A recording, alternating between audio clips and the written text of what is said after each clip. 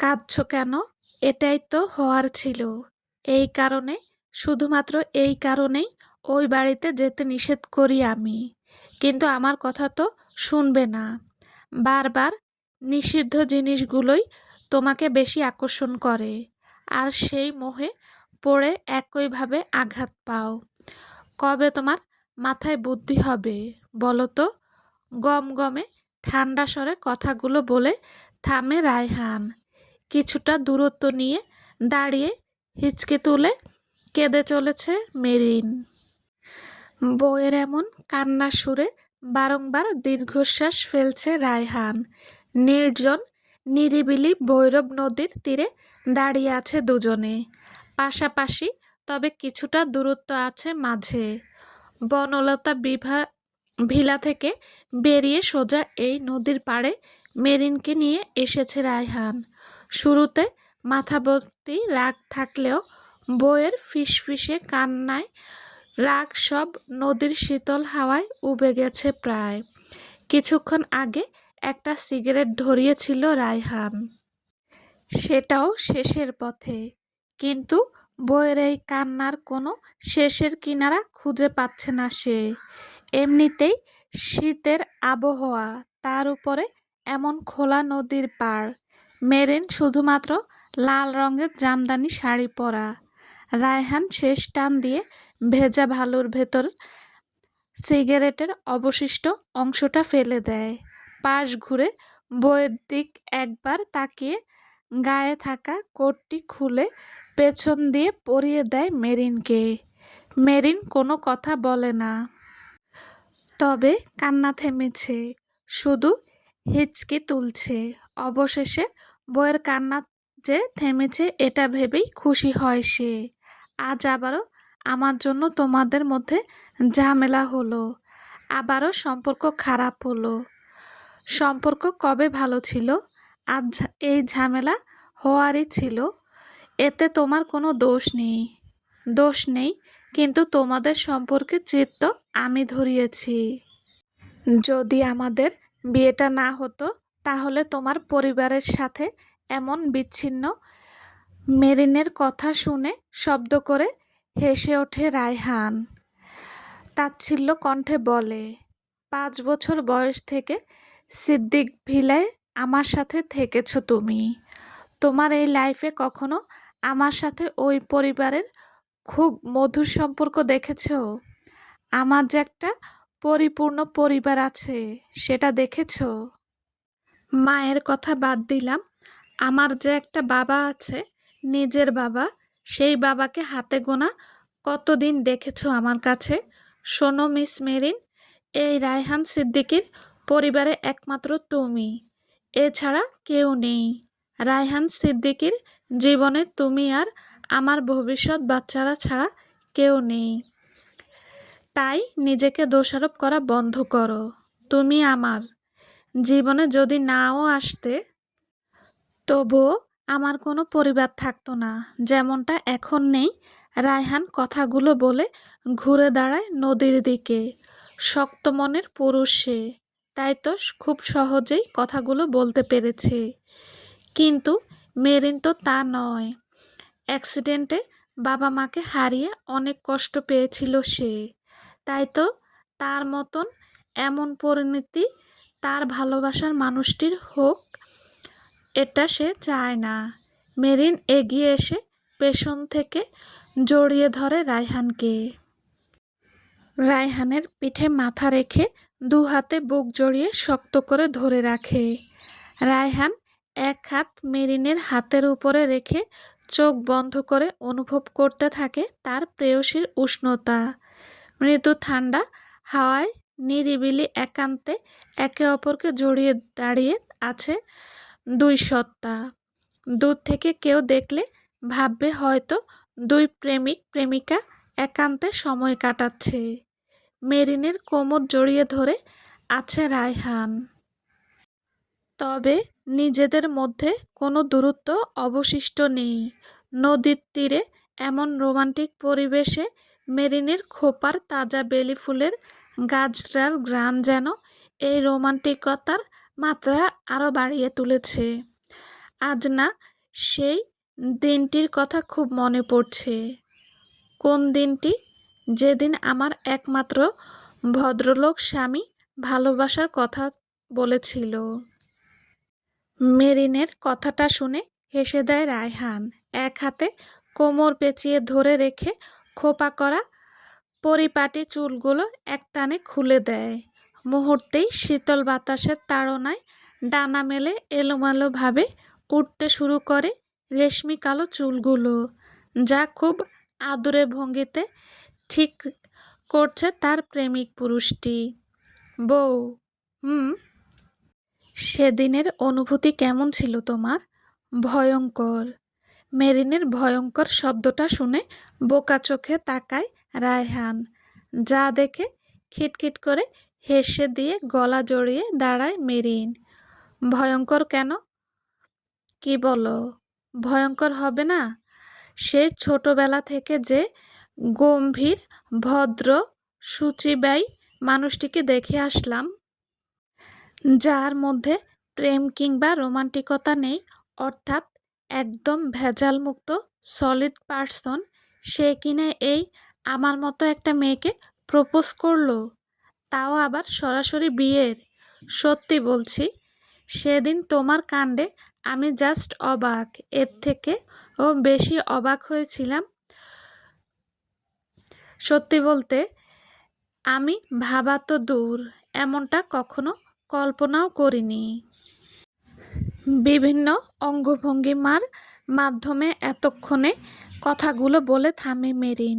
এদিকে রায়হান তার পার্সোনালিটি সম্পর্কে বইয়ের ধারণা শুনে শুকনো মুখে তাকিয়ে আছে। তোমাকে একটা সিক্রেট কথা বলবো স্বামী? রায়হান মাথা কাত করে হ্যাঁ বলে। মেরিন এবার এগিয়ে এসে রায়হানের কানের কাছে ফিসফিস করে বলে, যে পরিমাণ বাহিক মেয়েদের ওপর তোমার বিরক্ত দেখেছি, আমি তো একসময় ভেবেছিলাম তুমি হয়তো মেয়ে পছন্দ করো না, তুমি মনে হয় গে। কথাটা শেষ করেই জোরে জোরে হাসতে থাকে মেরিন। এদিকে রায়হান বইয়ের দিকে হাবলার মতো তাকিয়ে আছে। কি রিয়েকশন দেবে তা হয়তো বুঝে উঠতে পারছে না। তবে ওই দিন তুমি আমাকে বিয়ের প্রস্তাব দিয়েছিলে নাকি আদেশ করেছিলে, এটাই আমার তালগোল পেকে গিয়েছিল। অবশ্য নদীর পাড়, রোমান্টিক পরিবেশ, কিন্তু ওই সাময়িক পরিবেশ আমার কাছে ছিল ভয়াবহ। ওই দিন ঝড়ের আবহাওয়া ছিল, আর আমার জীবনেও মনে হলো ঝড় বয়ে গেল। কিভাবে এক অপ্রত্যাশিত মানুষটির থেকে বিয়ের প্রস্তাব, আবার কয়েক ঘন্টার ব্যবধানে বিয়েও হয়ে গেল। আর তারপর কথাটা বলতে যেও থেমে যায় মেরিন। রায়হান দুহাত নিজ বুকে গুজে বইয়ের পেটে থাকা বাকি কথাগুলো শুনতে বেশ আগ্রহী। তারপর কি? মেরিন রায়হানের দিকে এগিয়ে এসে আবারও শক্ত করে জড়িয়ে ধরে। তারপর দেখলাম আমার জীবনের ফেরেশতা পুরুষটির আসল রূপ। ক্রমে ক্রমে টের পেলাম আমার জীবনকালে ভেবে আসা ফেরেশতার মতন পুরুষটি আসলে এক নম্বরের বজ্জাত, অভদ্র, পচা, নির্লজ্জ, ঠোঁটকাটা। বউয়ের কাছে তার কোনো কন্ট্রোল থাকে না। ভুলভাল বুঝিয়ে আমার মতো ভোলাভালা মেয়েটাকে সে কৌশলে নিজের করে নিল। এবার তার খাওয়া হতে শুরু করে ঘুমাতে যাওয়া পর্যন্ত সব জায়গায় বউ লাগবে। আচ্ছা, আমি এখনো ভাবি, জীবনের এতগুলো বছর বউ ছাড়া তোমার পার্সোনাল সময় কিভাবে থেকেছ? এই গোপনে আমার সাথে কিছু করনি তো? সত্যি করে বলো। এতক্ষণ চুপচাপ বউয়ের পেটের কথাগুলো শুনছিল এবং অবাক হচ্ছিল রায়হান। তার বউ তাকে নিয়ে এসব ভাবে, এটা ভেবেই তবদা খাচ্ছে সে। সিরিয়াসলি, তুমি আমাকে নিয়ে এসব নষ্ট জিনিস ভাবো, আর আমাকে বলো আমি পচা, খারাপ কাজ করি? ইয়াহ, নিজেই এক নষ্ট মনের মেয়ে। রায়হানের ভঙ্গিমায় কথাগুলো শুনে নাক মুখ কুঁচকে তাকায় মেরিন। বরাবরের মতন রায়হানের কাঁধে শক্ত করে কামড় বসিয়ে দেয় সে। আহ, এখন নিজেই কামড়াকামড়ি শুরু করেছ, আর আমি একটু কামড় দিলেই পচা হয়ে যায়। বেশ করেছি, কামড়েছি। বাজে কথা বললে আরও কামড় দেব। বউয়ের খিটখিটে কণ্ঠের কথা শুনে বাঁকা হাসে রায়হান। আবারও দু হাতে কোমর পেঁচিয়ে কাছে টেনে আনে মেরিনকে। আচ্ছা, একটা প্রশ্নের উত্তর দিবে প্রেম পাখি? প্রশ্ন? কি বলো? বিয়ের আগে তুমি কি কখনো আমায় চাওনি কিংবা ভালোবাসোনি? সাহস পাইনি তোমার সাথে আমার সম্পর্ক, এটা মাথায় আনার চিন্তা করারও সাহস কখনো পাইনি। এটা আমার জন্য অনেক বড় ভাবনা। মেরিনের কপালে ছোট ছোট বেবি চুলগুলো উঠছে। রায়হান সেই চুলগুলো খুব সুন্দর করে গুছিয়ে দিচ্ছে বারবার। রায়হান, হুম, আজ আবারও একবার বলবে? কি? ওই যে সেই ভালোবাসার শব্দগুলো। মেরিনের এই মিষ্টি আবদারে হেসে ফেলে রায়হান। বাড়তি কোনো প্রতিউত্তর না দিয়ে মেরিনকে ছাড়িয়ে কোথাও একটা চলে যায়। হঠাৎ এভাবে যেতে দেখে মেরিন একটু অবাক হয়, তবে কিছু বলে না। নিশ্চয়ই কোনো কারণ আছে। তাই গায়ের কোটটা এবার পরে নিয়ে শান্ত নদীর দিকে তাকিয়ে থাকে। প্রেম করে প্রেমিকা নয়, বিয়ে করে বৈধ বউ চাই। তুমি কি আমার সেই বউটি হবে মিস মেরিন?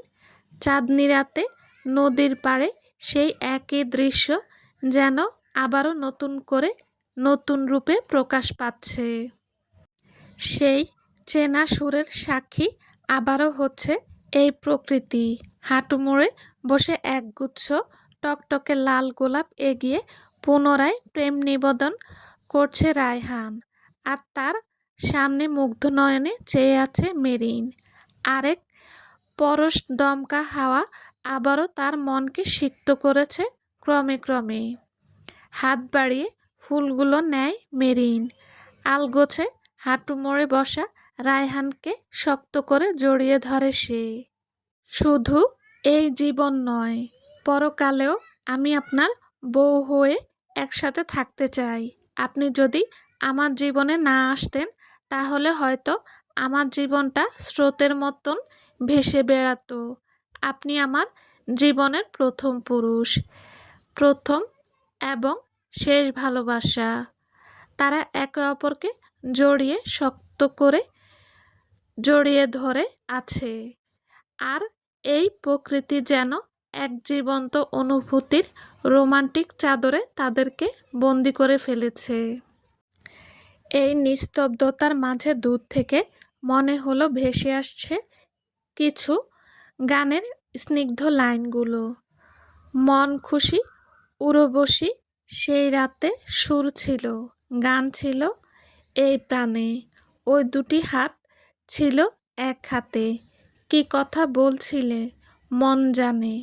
সব ভালো লাগছিল, তুমি ছিলে তাই। মন ছিল মনেরই চাওয়াতে। সেই রাতে রাত ছিল পূর্ণিমা, রং ছিল ফাল্গুনি হাওয়া। সব ভালো লাগা ছিল চন্দ্রিমা, খুব কাছে তোমাকে পাওয়াতে। সব সময় চলে যায়, তবুও কিছু মুহূর্ত চিরকাল থেকে যায় হৃদয়ের ভেতর। রবীন্দ্রনাথের এই লাইন দুটি আজ বড্ড মনে পড়ছে। সময় কত দ্রুত চলে যায়, তাই না? দেখতে দেখতে একটা বছর হয়ে এলো আমাদের বৈবাহিক জীবনের। আর কত শত স্মৃতি মুহূর্ত জমেছে আমাদের মধ্যে। আচ্ছা রায়হান, তোমার জীবনের সব থেকে বেস্ট মুহূর্ত কোনটা ছিল? আমার বেস্ট মুহূর্ত? হুম, হ্যাঁ, বইয়ের সাথে রোমান্স করাই আমার জীবনের বেস্ট মুহূর্ত। উফ, আবারও উল্টাপাল্টা বলছো। বলো না, তোমার জীবনের বেস্ট মুহূর্ত কোনটা ছিল? মেরিনের কৌতূহলী জিজ্ঞাসায় কিছুটা হাসে রায়হান। দু হাতে মেরিনকে জড়িয়ে রেখে আবার বলে, আমার জীবনের বেস্ট মুহূর্ত সম্পর্কে জানতে চাও? হ্যাঁ চাই। বলো না প্লিজ। ওকে, বলছি। তবে আমি কিন্তু সত্যি কথা বলবো। ওসব মিথ্যা বানিয়ে বলতে পারবো না। পরে আবার আমায় দোষ আরোপ করতে পারবে না। রায়হানের সিরিয়াস মুডে কথাটা শুনে আরও কৌতূহল জমে মেরিনের মনে। আমিও সত্যটা শুনতে চাই। প্লিজ বলো। ওকে, তবে শোনো, আমার জীবনের সবথেকে বেস্ট মুহূর্ত ছিল সেই রাত, যে রাতে নিজের একমাত্র বউকে আনবক্সিং করেছিলাম। আহা, কি মুহূর্ত! এখনো সেই রঙিন মুহূর্ত চোখের সামনে ভাসছে। রায়হানের কথাগুলো শুনে লজ্জায় কুঁকড়ে ওঠে মেরিন। দু হাতে ধাক্কা দিয়ে রায়হানকে দূরে সরিয়ে অন্যদিকে ঘুরে দাঁড়িয়ে কটমট করতে করতে বলে, ছি, নির্লজ্জ পুরুষ একটা, মুখে কিছুই আটকায় না। তুমি এক নম্বরের লুচ্চা পুরুষ। রায়হান শব্দ করে হেসে ফেলে মেরিনের কথাগুলো শুনে। ধীরে ধীরে এগিয়ে পেছন থেকে মেরিনকে জড়িয়ে ধরে ফিসফিস করে বলে, জানতাম আবারও আমাকে গালি দিবে। আসলে সত্যি কথা বললেই তো আমি খারাপ। যদি বউয়ের সাথে লুচ্চামি না করি তাহলে তা আবার আমার ভোলা ভালা বউটা আমাকে আবার গে ভেবে বসবে। তবে আমি কিন্তু একজন খাঁটি পুরুষ, যাকে বলে আসল পুরুষ। কি বলো? আসছে আসল পুরুষ, বালের পুরুষ। অপ্রত্যাশিত গালি খেয়ে তবদা খেয়ে চেয়ে আছে রায়হান। এদিকে মেরিন ঝোঁকের বশে কথাটা বলে নিজেও বোকা বনে গেছে। সিরিয়াসলি, আজকাল আমার বউ এমন গালিও শিখেছে। এই রায়হান সিদ্দিকী বারবার বউয়ের কাছে নিজের পুরুষত্ব নিয়ে গালি খাচ্ছে। আচ্ছা বউ, সত্যি করে বলো, তুমি কি স্যাটিসফাইড হচ্ছ না? রায়হান ইচ্ছে করেই যে জ্বালানোর জন্য কথাগুলো বলছে এটা মেরিন ভালো করেই বুঝতে পারছে। তাই সেও চুপ থাকে না, বরং রায়হানকে উল্টো জব্দ করার প্ল্যান করে। যদি বলি না, সিরিয়াসলি, সত্যি ব্যক্তিগত মুহূর্তে প্রপারলি খুশি হচ্ছ না? মেরিন কোনো প্রত্যুত্তর দেয় না, বরং অন্যদিকে তাকিয়ে ঠোঁট চেপে হাসতে শুরু করে। এদিকে রায়হান কিছুক্ষণ বইয়ের দিকে ব্রু কুঁচকে তাকিয়ে থেকে বাড়তি কোনো কথা না বলে গাড়িতে উঠে বসে। হঠাৎ এমন গম্ভীর ভাবাবেগে কিছুটা থমকে যায় মেরিন। কি হলো ব্যাপারটা? এভাবে চুপচাপ চলে গেল। ও কি রাগ করলো আমার উপরে, নাকি কষ্ট পেল আবার? আমি তো মজা করে বলেছিলাম। কিন্তু এক মনে কথাগুলো ভাবতে ভাবতে নিজ গাড়িতে উঠে বসে মেরিন। রায়ান চুপচাপ গাড়ি স্টার্ট দেয়। মেরিনও আর চোখে বারবার রায়হানের ভাবগতি পর্যবেক্ষণ করছে। দ্য রেড গার্ডেন হোটেলের সামনে গাড়ি পার্কিং করে বেশ কিছুক্ষণ হলো রায়হান হোটেলের ভেতরে গেছে। মেরিন গাড়িতে বসে বারবার বাইরের দিকে তাকিয়ে রায়হানকে খুঁজছে, কিন্তু দেখা পাচ্ছে না। ওই কথাটা বলার পর পর রায়ান কেমন ঠান্ডা ব্যবহার করছে, যা মোটেও ভালো লাগছে না মেরিনের। যদিও সে প্ল্যান করেছে বাড়িতে 2-3টা চুমু দিয়ে রাগ ভাঙাবে। নেমে এসো। হঠাৎ রায়হান কোথা থেকে এসেই গাড়ি থেকে নামতে বলায় মেরিন বেশ অবাক হয়। তবে আর প্রশ্ন না করে নেমে পড়ে সে। মেরিন নামতেই গাড়ি লক করে সোজা হোটেলের দিকে যেতে থাকে রায়হান। যা দেখে মেরিনও তার পিছু পিছু যেতে থাকে। বাড়তি কোনো কিছু জিজ্ঞাসা করার সময় কিংবা সাহস কোনোটাই পাচ্ছে না সে। বদ্ধ লিফটের ভেতরে মেরিন, রায়হান সহ আরও অনেকেই আছে। লিফট চলছে আবার থামছে, মানুষও বেরিয়ে যাচ্ছে আবার ঢুকছে। মেরিন চুপচাপ সব দেখছে, কিন্তু কিছুই ধরতে পারছে না। ক্রমে ক্রমে সপ্তম তলায় লিফট থামতেই এবার রায়হান বেরোতে থাকে, যা দেখে মেরিনও পিছু পিছু চলে আসে। ফ্লোর 7, রুম নাম্বার 354 এর সামনে এসে প্যান্টের পকেট থেকে কার্ড বা চাবি বের করে দরজা আনলক করে রায়হান। এবার মেরিন আর কৌতূহল চাপিয়ে রাখতে পারে না। কি হলো এখানে এলে যে? কথাটা সম্পূর্ণ করতে পারে না মেরিন। তার আগেই ছো মেরে রুমের ভেতরে হাত টেনে নিয়ে আসে রায়হান। কোনো মতে রুমে ঢুকেই অনবরত মেরিনকে কিস করতে থাকে সে। হঠাৎ এমন অপ্রত্যাশিত আক্রমণে নিজের তাল সামলে উঠতে পারে না মেরিন। মেরিনকে চেপে ধরে কিস করতে করতে ঘরের মধ্যে নিয়ে চলে আসে রায়হান। দু হাতে টেনে খুলে ছুঁড়ে ফেলে মেরিনের গায়ের গ্রিন কোটটি। ধীরে ধীরে নিজের গায়ে থাকা ব্লেজার কোটটি খুলে শার্টের বোতাম কয়েকটা খুলে ফেলে। মেরিন ছটফট করে সরতে চাইলেও পেরে উঠছে না। ক্রমে ক্রমে শাড়ির সেফটিপিনগুলো এলোমেলো করে ফেলে রায়হান। প্রায় মিনিট 10 হয়ে এসেছে। ধীরে ধীরে মেরিনের ঠোঁট ছেড়ে গলায় চুমু খেতে থাকে রায়হান। রায়হান, কি করছো? হঠাৎ কি হলো? কেন?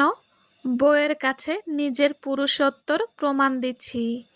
তুমি আমার কথাটা এভাবে সিরিয়াসলি নিয়েছ? আমি মজা করছিলাম। So what? Now I need you baby. কিন্তু এখানে বাসায় গেলেই হতো। মেরিনের কথাটা শুনে গলা থেকে মুখ তুলে তাকায় রায়হান। মুখে বাঁকা হাসি ফুটিয়ে তুলে ফিসফিস করে বলে, বাসায় যাওয়া অবধি কন্ট্রোল করতে পারবো না জান। এতক্ষণ খুব নিজেকে কন্ট্রোল করেছিলাম, কিন্তু আর সম্ভব না। পারলে গাড়িতেই। কথাটা বলে চোখ টিপ দেয় রায়হান, যা দেখে মুখ বাঁকায় মেরিন। আবারও মেরিনকে ঝাপটে ধরে চুমু খেতে থাকে রায়হান। এক হাতে মেরিনের কোমর ধরে রেখে অন্য হাতে এক টানে শাড়ির কুচি খুলে ছড়িয়ে ফেলে। শাড়ি খুলতেই লজ্জায় রায়হানকে মৃদু ধাক্কা দিয়ে দূরে সরে নিজেকে দুহাতে ঢাকার চেষ্টা করে মেরিন, যা দেখে মিটমিট করে হাসতে থাকে রায়হান। এখনো লজ্জা পাও? কিছু দেখার বাকি আছে? রায়হানের কথায় আরও লজ্জায় পেতে থাকে মেরিন। রায়হান আবারও মেরিনের কাছাকাছি চলে আসে, যা দেখে দূরে সরে যেতে বিছানায় হুড়মুড় করে পড়ে যায় মেরিন। এক অদ্ভুত মাদকীয় চোখে মেরিনকে দেখে যাচ্ছে ওই বেহায়া পুরুষ। যে দৃষ্টি বুঝতে পেরে লজ্জায় মুড়িয়ে ওঠে মেরিন। রায়হান একে একে শার্টের বোতামগুলো খুলে বিছানায় এগিয়ে আসতে থাকে। মেরিন বারবার শুকনো ঢোক গিলছে। এদিক ওদিক তাকিয়ে পালাতে যাওয়ার আগেই আলগোছে রায়হান তাকে ধরে নিয়ে বিছানায় শুয়ে পড়ে। পালাচ্ছ কোথায়?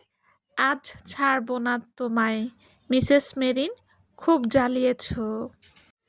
মেরিন প্রতিউত্তরে কিছুই বলতে পারে না। তার আগেই আবারও দু ঠোঁট আঁকড়ে ধরে রায়হান। ধীরে ধীরে ঠোঁট নামিয়ে ছোট ছোট চুমু দিয়ে নেমে আসে মেরিনের গলার নিচে। অবাধ্য গভীর স্পর্শে বারবার কেঁপে উঠছে মেরিন। ক্রমে ক্রমে নিজেকে হারিয়ে ফেলছে এক মধুময় অনুভূতির চোরাবালিতে। আধো আলোয় ছেয়ে আছে পরিপাটি বদনের রুমটি। গোলাকার শুভ্র রঙের বিছানায় নিজেদের মধুময় মুহূর্ত কাটিয়ে ক্লান্ত ভঙ্গিতে শুয়ে আছে দুই নরনারী। মেরিনের উন্মুক্ত পিঠের উপরে মাথা রেখে শুয়ে আছে রায়হান। দুজনেই বেশ ক্লান্ত। Mrs Merin, you are satisfied? Merin ঠোঁট ফুলিয়ে চুপ করে থাকে। মেরিনকে চুপ থাকতে দেখে কিছুটা উপরের দিকে উঠে এসে এলোমেলো চুলগুলো কানের পাশে গুছিয়ে দেয় রায়হান। আরেকটু ঘনিষ্ঠ হয়ে পরপর দুটো চুমু খায় মেরিনের বাঁ গালে। ধীরে ধীরে মেরিনকে ঘুরিয়ে নিয়ে আবারও চুমু খায় কপালে। কি হলো বললে না যে? মেরিন এবার ডুকরে কেঁদে ওঠে। যা ভড়কে যায় রায়হান। কি হলো, এভাবে কাঁদছো কেন? ব্যথা করছে? আমাকে বলো। না। কি না? ব্যথা করছে না। তাহলে কি অস্বস্তি হচ্ছে? না। তাহলে? তুমি কষ্ট পেয়েছো আমার কথায়, তাই কাঁদছি। কষ্ট? কই, আমি তো কোনো কষ্ট পাইনি। মেরিন দু চোখ মুছে রায়হানের গলা শক্ত করে জড়িয়ে নিজের সাথে মিশিয়ে নেয়। নদীর পাড়ে ওই কথাটা আমি মজা করে বলেছিলাম, কিন্তু তুমি মাইন্ড করবে বুঝতে পারিনি। এতক্ষণ বুঝতে না পারলেও এবার ঠিকই বইয়ের হাবভাব বুঝতে পেরেছে রায়হান। তবে তার বউ যে এখনো এমন বোকা সেটা ভেবেই দীর্ঘশ্বাস ফেলে সে। কে বলেছে আমি রাগ করেছি কিংবা মাইন্ড করেছি? আমি বুঝি। বোকা মেয়ে একটা। তোমাকে নিয়ে আমি কই যাব বলো তো? আমি কোনো রাগ করিনি। তুমি জানো না আমি তোমার কন্ট্রোল ছাড়া স্বামী, যেখানে সেখানে কন্ট্রোল হারিয়ে ফেলি। তাই তো বাসায় যেতে লেট হবে ভেবে হোটেলে এলাম। ভালো করেছি না বলো? কথাটা বলেই হেসে দেয় রায়হান। মেরিনও হেসে ফেলে। দু হাতে শক্ত করে রায়হানকে চেপে ধরে ঘুমিয়ে পড়ে।